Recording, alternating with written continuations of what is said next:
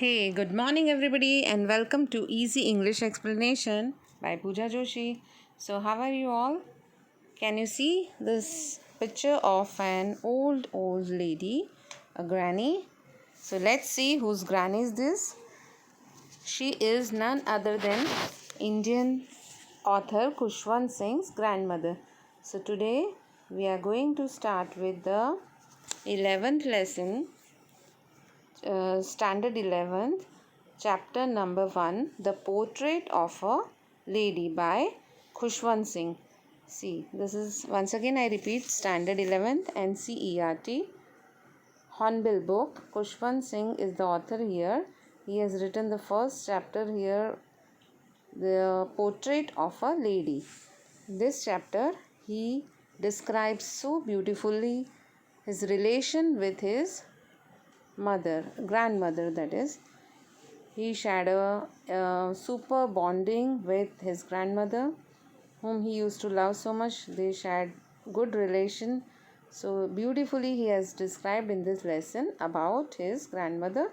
Here are some description related to Khushwant Singh. He's described little. Was an Indian author, lawyer, diplomat, journalist and politician.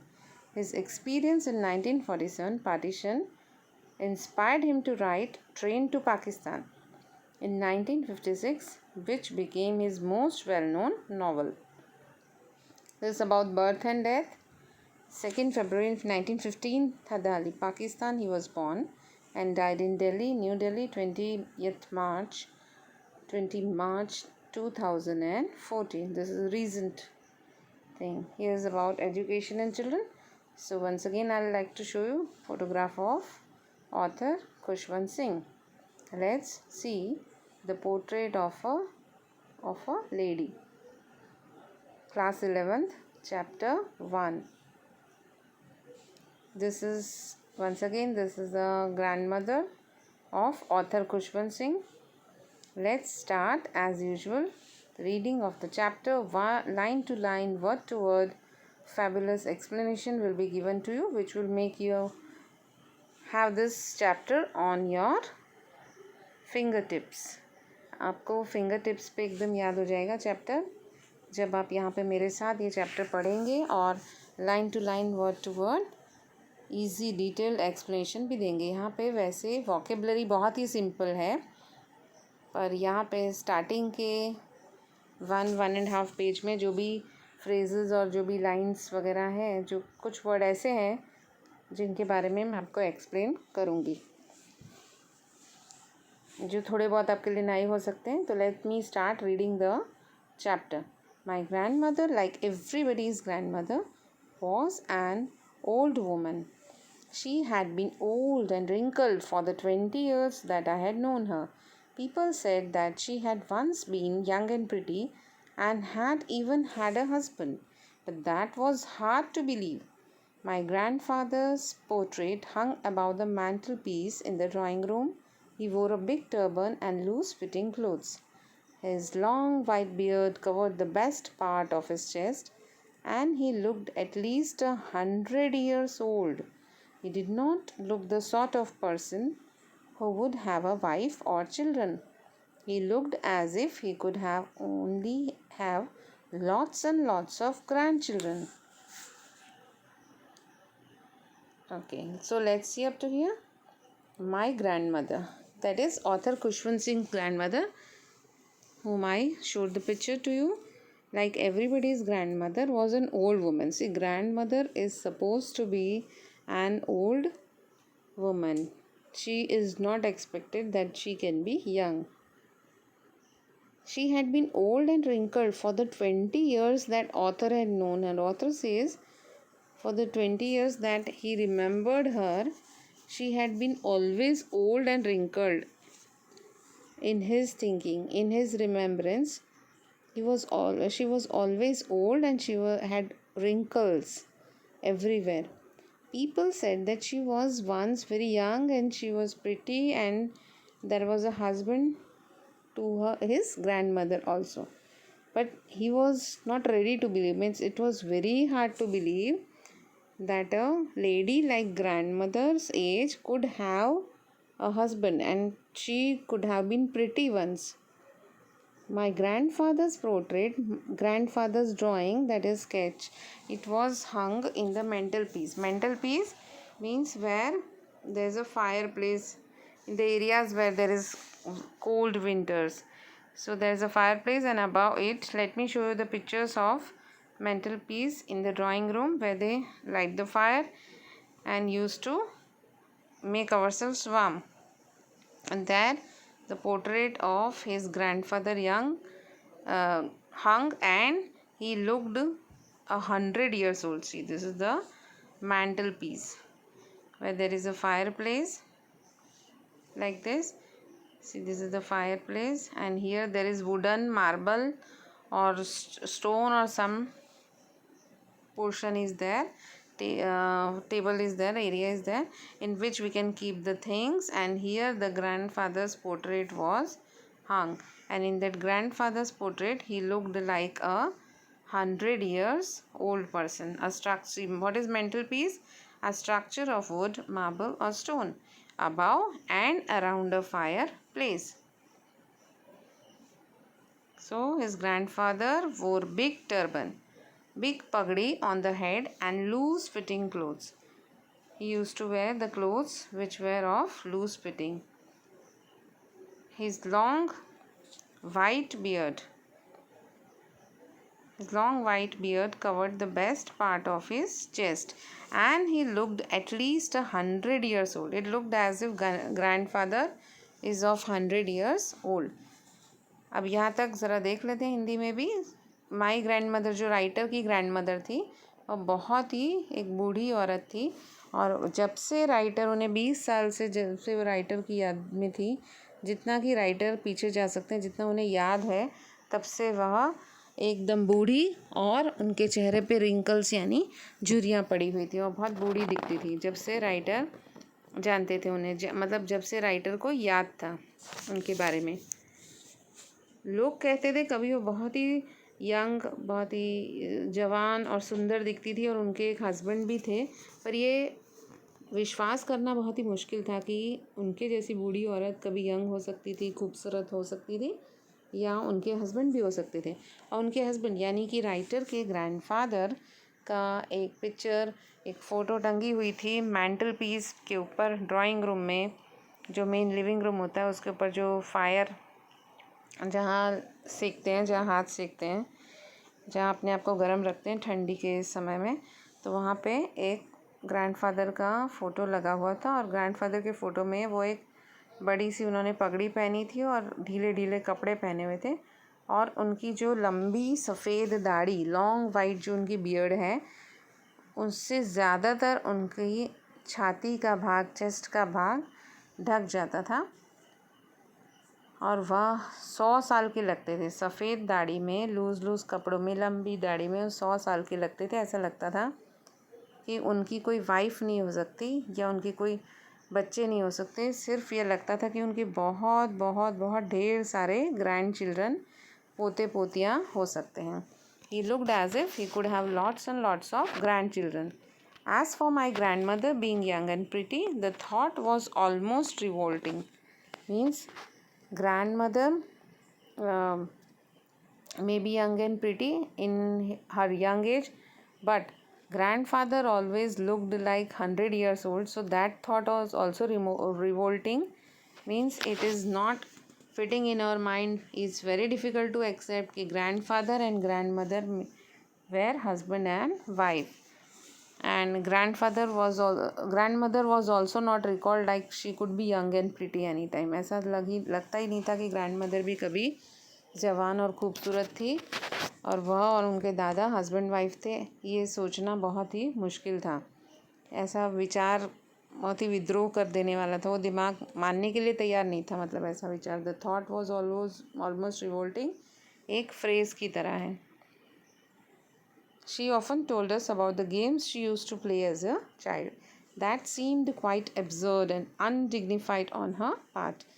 We treated it like the fables of the prophets she used to tell us. Grandmother used to tell them that grandmother used to play as a child.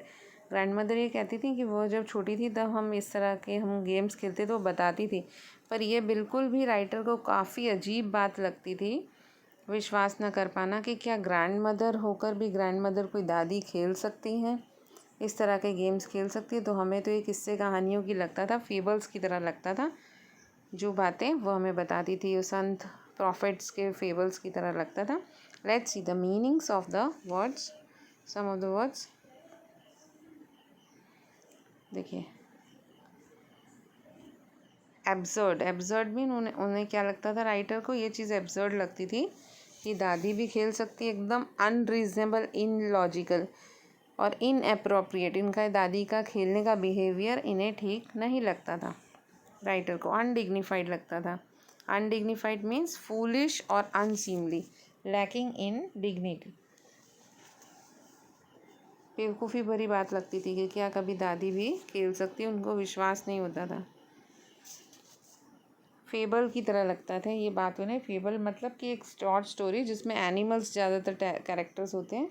A short story typically with animals as characters which gives us a message. It's a small story basically. Fables, fables told by the prophets. Prophet मतलब कि जो भगवान के बंदे हैं, वो specially the people और a person regarded as an inspired teacher और proclaimer of the will of God, जो भगवान के संदेश हम तक पहुँचाए, ऐसे कोई भगवान का बंदा हो। तो चलिए आगे देखते हैं। उन्हें तो ये लगता था कि ये कोई फेबल है, इससे कहानियाँ हैं शॉर्ट मैसेज के साथ, और जो कि प्रॉफिट्स द्वारा कही गई हैं। चलिए अब सेकेंड पैराग्राफ देखते हैं। Let's see the second paragraph. She had always been short and fat and slightly bent. Her face was a criss-cross of wrinkles running from everywhere to everywhere. Grand mother के बारे में अब description है। How did she look like? Fat, fat and slightly bent, थोड़ी सी झुकी हुई क्योंकि उनकी एज काफ़ी हो गई थी।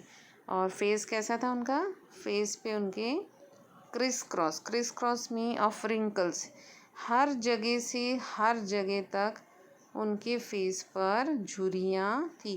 ढेर सारी उनके फेस पर झुर्रियाँ थी, हर जगह से हर जगह तक, हर डायरेक्शन से उनके फेस पर झुर्रियाँ थी। She had criss cross of wrinkles running from everywhere to everywhere. Let's see the meaning of criss cross. Criss cross मतलब पैटर्न ऑफ इंटरसेक्टिंग लाइन और पाथ्स। और एडजेक्टिव में भी इसी तरह का मीनिंग होगा कि containing a number of straight lines और path which intersect each other, intersect हो रही हैं जो। तो उनके चेहरे पर ढेर सारी क्रिस क्रॉस थी, झुर्रियाँ थी। Let's see. No, we were certain she had always been as we had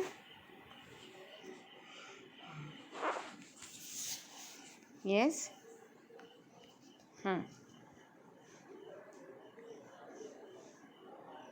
known her old, so terribly old that she could not have grown older and had stayed at the same age for 20 years.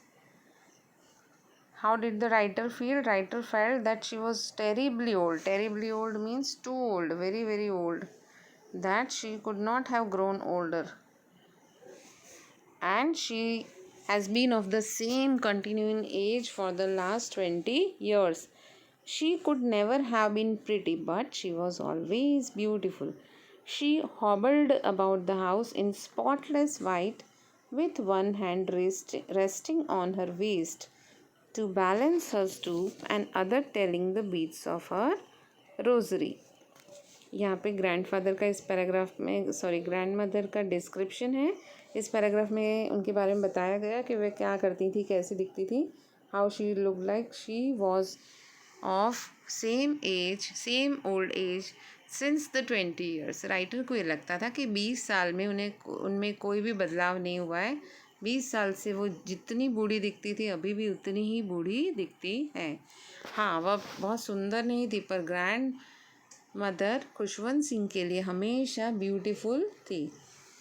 उनको वह हमेशा beautiful लगती थी। अपनी grand mother किसको beautiful नहीं लगेगी।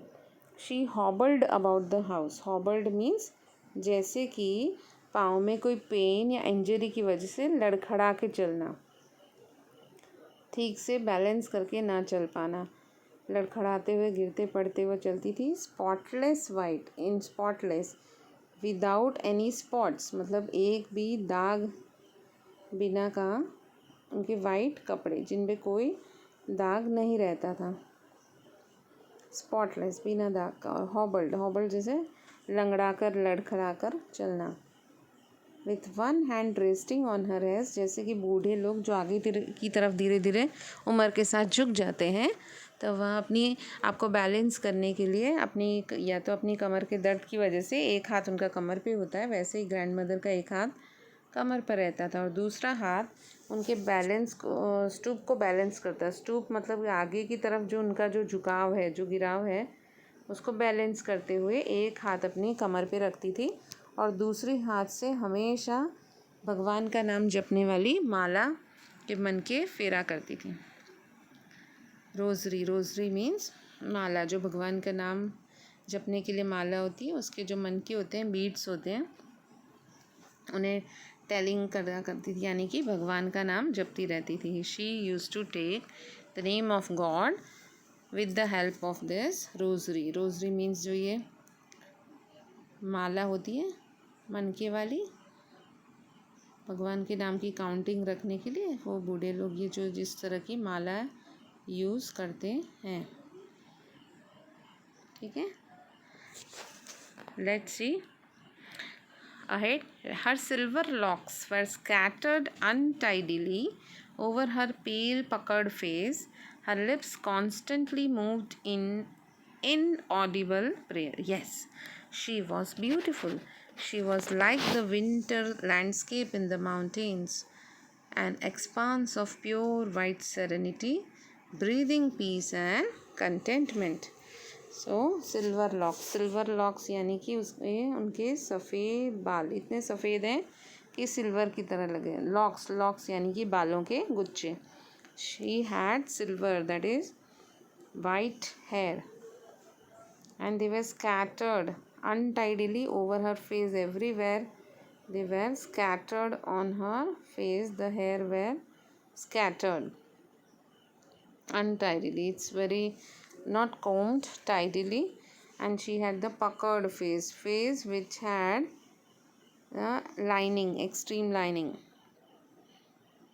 always ready to contract, and face was ready to contract and expand. Let me show you the meanings also of all this. And her lips constantly moved in inaudible prayer. Inaudible means जो सुनाई ना दे, which we can't listen.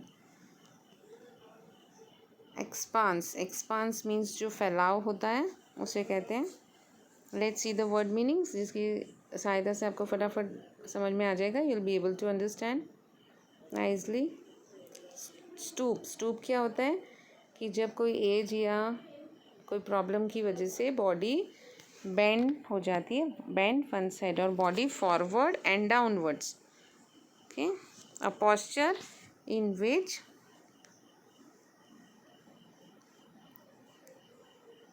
the head and shoulders are habitually bent forwards. जैसे उम्र के साथ का जो झुकाव हो जाता है। अब ये देखिए rosary means a form of devotion, a string of beads for keeping count in a rosary for devotion of some other religions. In Roman Catholics use 55 और 165 number.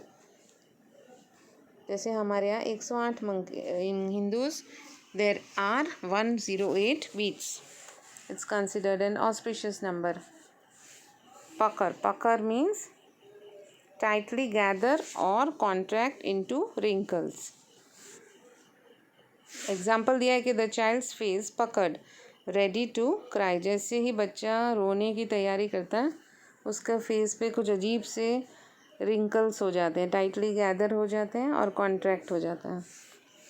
Expanse means wide continuous area of something, the distance to which something expands. serenity. Serenity means peace, calmness, shanti. See, the state of being calm and peaceful and untroubled. So let's see here.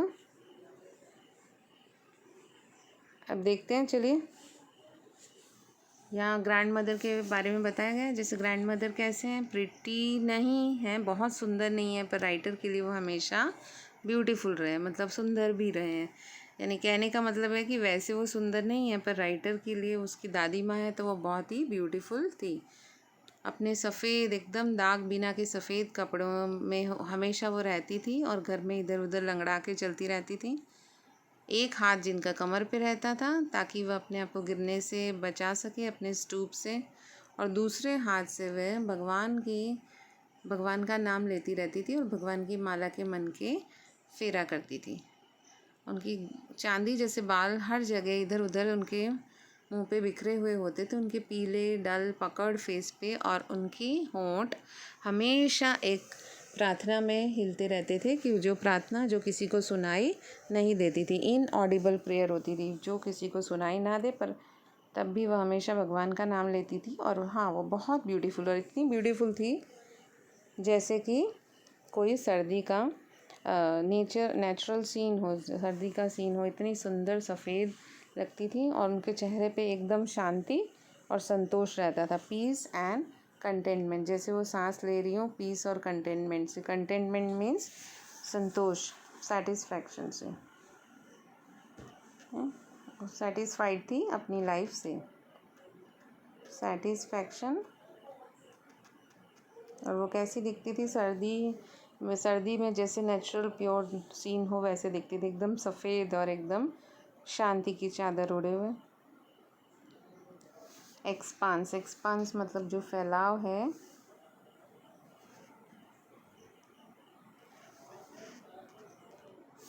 जो फैलाव होता है, जहाँ तक expand हो सकता है उसको एक्सपांस कहते हैं। Pure white serenity, serenity means एकदम कामनेस और पीसफुलनेस। शांत और सुंदर सफ़ेद दिखती थी, जो कि एक ऐसी मूर्ति दिखती थी जैसे वह शांति और संतोष से घिरी हुई हो। तो let's see second part in the second video. So for the time being I take your leave. This is the first video of standard 11th, first chapter, Hornbill book. This is the portrait of a lady by Khushwant Singh. So till then we'll meet as soon as possible. Till then I take your leave. Goodbye.